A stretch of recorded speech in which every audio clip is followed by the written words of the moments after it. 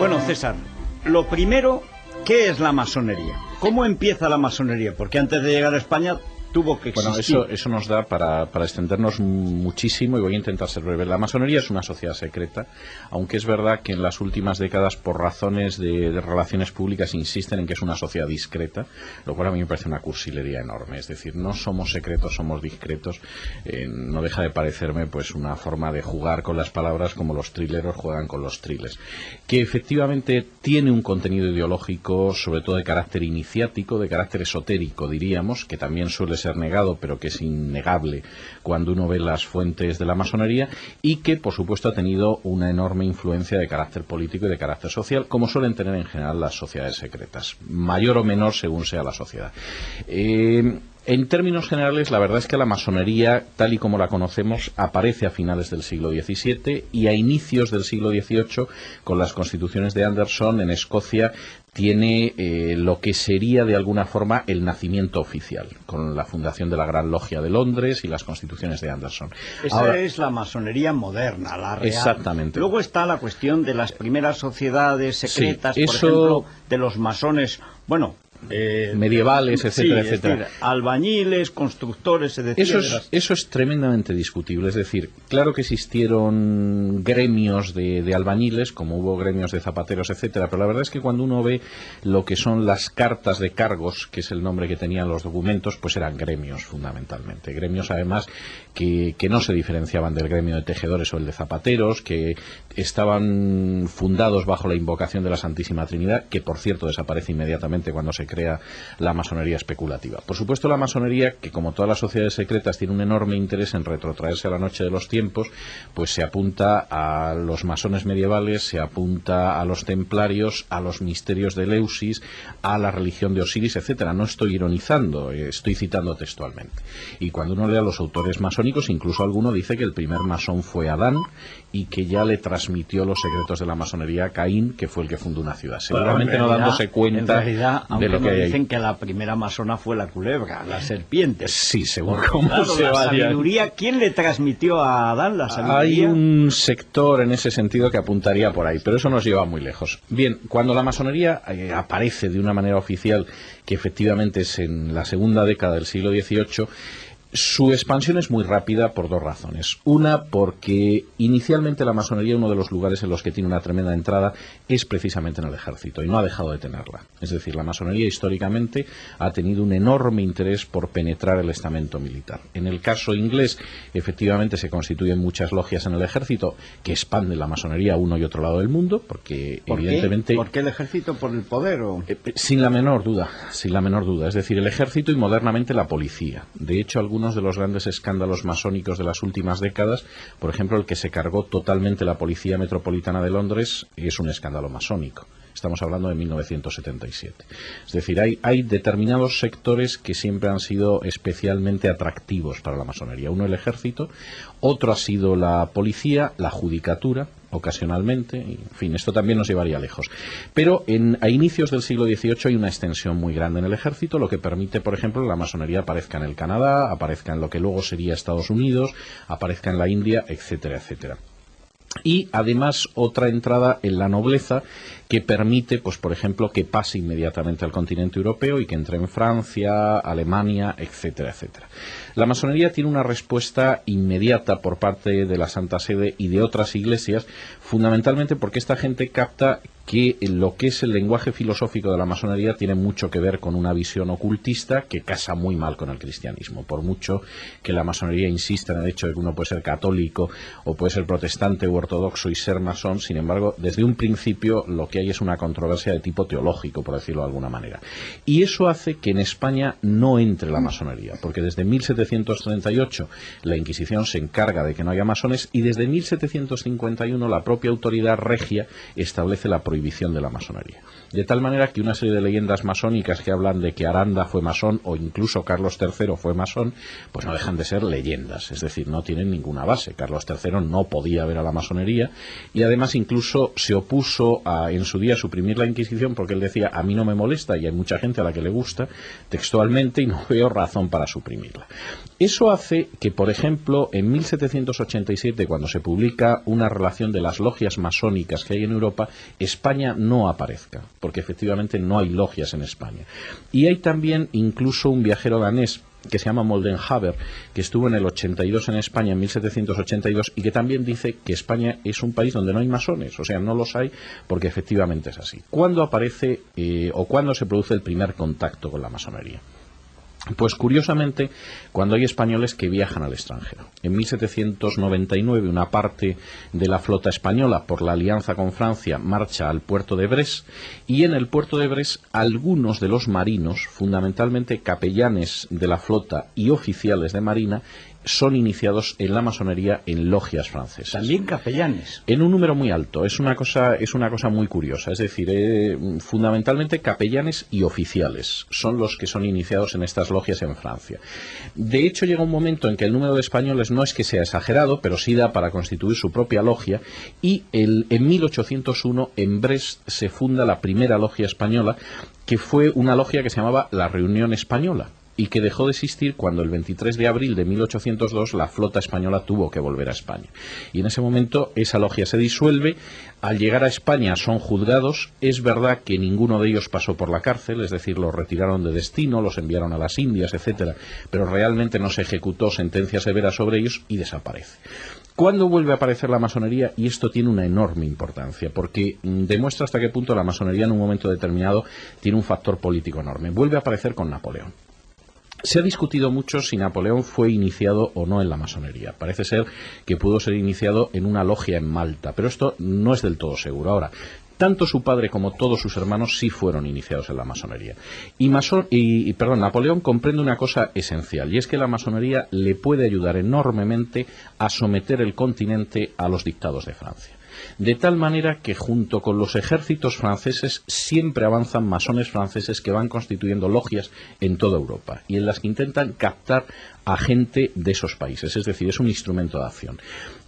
Napoleón tiene tal control sobre la masonería que en 1804 consigue que su hermano José Bonaparte, que luego sería rey en España, fuera nombrado Gran Maestre del Gran Oriente francés. O sea que el Gran Maestre del Gran Oriente francés fue rey de España. Exactamente, fue rey de España, legítimo, pero rey. Era José Napoleón. Pepe Botella. Y de hecho, la invasión de España se planea utilizando previamente logias masónicas. Es decir, antes de la llegada de los soldados franceses, empiezan a entrar masones franceses para ir preparando el terreno. Por ejemplo, en 1807 establecen una logia en Cádiz que tenía que ayudar a preparar el terreno para la inminente invasión. No hace falta decir que en el momento en el que se produce la invasión, la logia de Cádiz se disuelve casi mágicamente, porque evidentemente los españoles no están por la labor.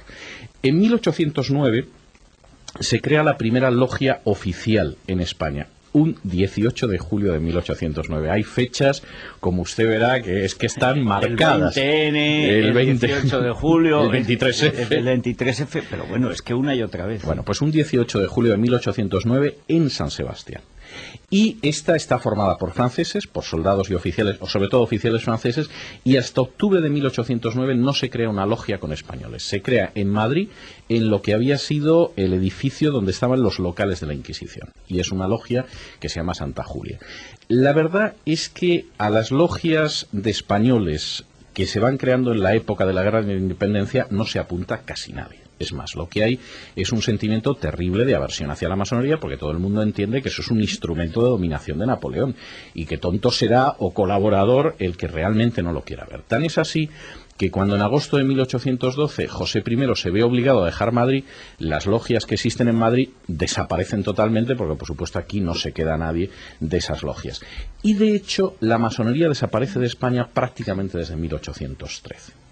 Continúa con algunos exiliados españoles en Francia, curiosamente en logias que se llaman, por ejemplo, Josefina, en honor de la esposa de Napoleón, o que se llaman José Napoleón, en honor de José I Bonaparte, etcétera, y donde además se cantan una serie de canciones alabando a Napoleón, a su hermano, etcétera, pero realmente son un fenómeno extraño. César, ¿cuál es el elemento ideológico, digamos, que utiliza Napoleón dentro de esa fórmula de poder, digamos, de poder expansivo? ¿Cuáles son los elementos ideológicos? Pues el elemento que él utiliza sobre todo, que además a mí me parece un ejercicio de cinismo, pero que tiene otros paralelos históricos, es la idea de que es el avance de la luz. Es decir, de alguna manera lo que implicaría la masonería sería sumarse a ese elemento de luz que ha aparecido con la Ilustración del 18 y que se supone que ha continuado con la Revolución Francesa y con la Revolución Francesa, que en última instancia expande Napoleón. Exactamente, esa es la idea. Claro, que una revolución que degeneró en el terror y luego en una dictadura militar socapa de imperio y que durante 20 años pues ensangrentó Europa fuera la luz es discutible, pero también ha habido gente que ha pensado que la Unión Soviética era la luz, es decir, que esto todo depende de la época. La patria del proletariado. Y la patria del proletariado, etcétera. Y en ese sentido Napoleón juega con ese elemento, es decir, esta es la libertad, la luz, el final de las tinieblas, el ataque a la caverna, etcétera, etcétera. Cuando dicen las tinieblas siempre es anticristiano.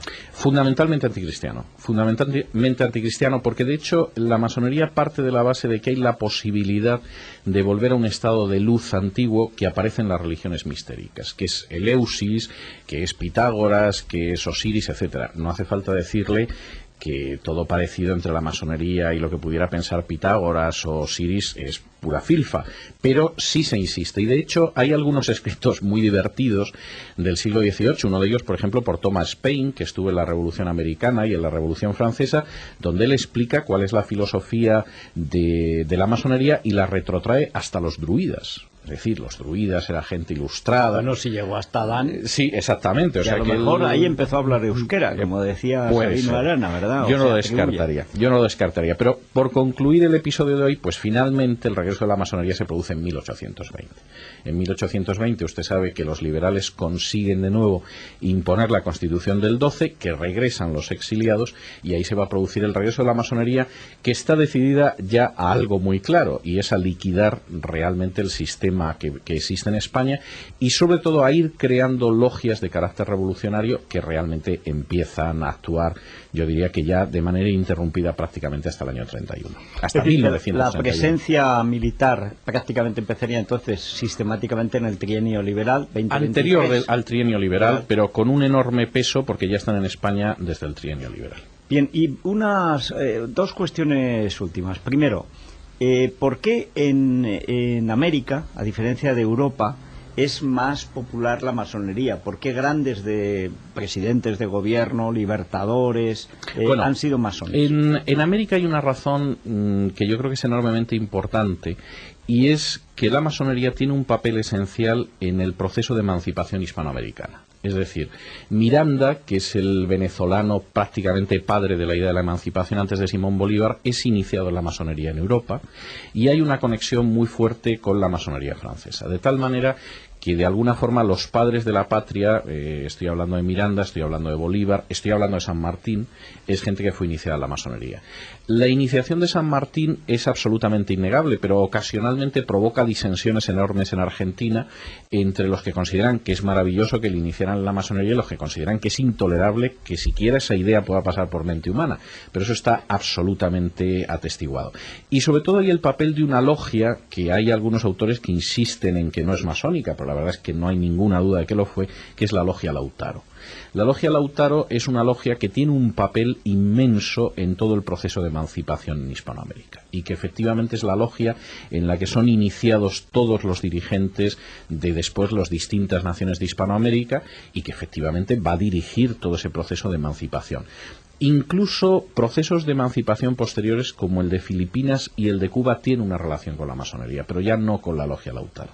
Es decir, Martí, por ejemplo, era masón, lo era Rizal, y es gente que mantiene esa relación con la masonería. Se dice que, por ejemplo, el atentado contra Cánovas del Castillo fue un acuerdo de anarquistas y masones. Bueno, es que ahí hay otro elemento muy importante, y es que hay todo un sector del anarquismo español que va a través de la AIT, la Asociación Internacional del Trabajo, que estaba muy vinculado con la masonería. Bakunin era masón, y de hecho Ferrer Guardia era masón y era anarquista. Mateo Morral, que intentó matar a Alfonso XIII el día de su boda, era masón y era anarquista. Es decir, hay todo un sector del anarquismo, además del anarquismo terrorista, que tiene una vinculación muy estrecha con la masonería. Recuerdo que publicó César Vidal hace unos meses, no sé si llega al año, una relación absolutamente impresionante de la masonería en la Constitución del 31, el anticlericalismo moderno al que estamos volviendo a gran velocidad. y bueno, que un tercio de las cortes era masón. Que es que algo más de un pronto. tercio, y sobre todo es muy importante el papel, ya no solo en términos numéricos, porque eran mucho más fuertes, por ejemplo, que el Partido Socialista, de cuyos diputados no pocos también eran masones, sino la forma en que consiguieron cambiar la redacción de la Segunda República. Es decir, la redacción de la Segunda República, por ejemplo, en cuestiones como la separación de Iglesia y Estado, de la Constitución, efectivamente. Esa redacción de la Constitución, en su redacción inicial, se parece bastante al texto actual del año 78. Es decir, en cuanto a una separación de Iglesia y Estado, pero estableciendo relaciones con las distintas confesiones, otorgando una cierta preeminencia a la Iglesia Católica. Es decir, el texto del 78 prácticamente es una reproducción de la primera redacción del texto constitucional de la Segunda República de 1961. Eso se cambia en la Comisión Constitucional por influjo de la masonería, con un peso enorme, sobre todo del Partido Socialista, del Radical Socialista y de la Esquerra. La Esquerra incluso era partidaria de privar a la Iglesia Católica de cualquier tipo de posesión que pudiera tener, y solo ponía un matiz, y es que lo que había en Cataluña tenía que quedarse en Cataluña, no podía ser para fondos públicos que aplicaran a toda España. Oye, es que no hemos cambiado nada, ¿eh? No, en algunas cosas hay que reconocer que muy poco. Bueno, ¿y vas a publicar también en Libertad Digital esta serie de...? Sí, vamos a sacar... Bueno, Dios mediante, sobre Reyes va a aparecer un libro sobre masonería. Yo estoy acabándolo, espero acabarlo esta semana, Dios mediante. O sea, para Reyes, para el mes de enero. Sí, yo creo que sobre enero, una cosa así. Y yo espero acabarlo en esta semana. La verdad es que estos días ando totalmente entregado a la masonería en el tiempo que me deja la linterna, ¿no? Pero yo creo que sí, que algunas de estas cuestiones, por ejemplo, la entrada de la masonería en España, etcétera, saldrán antes en Libertad Digital. Bueno, pues ahí las leeremos y las comentaremos y hablaremos de las actualizaciones. Bueno, las actualizaciones son tremendas. En fin, algunas tan recientes y tan dramáticas que todavía no se pueden nombrar, pero acabaremos comentándolas. Gracias, César. Ha sido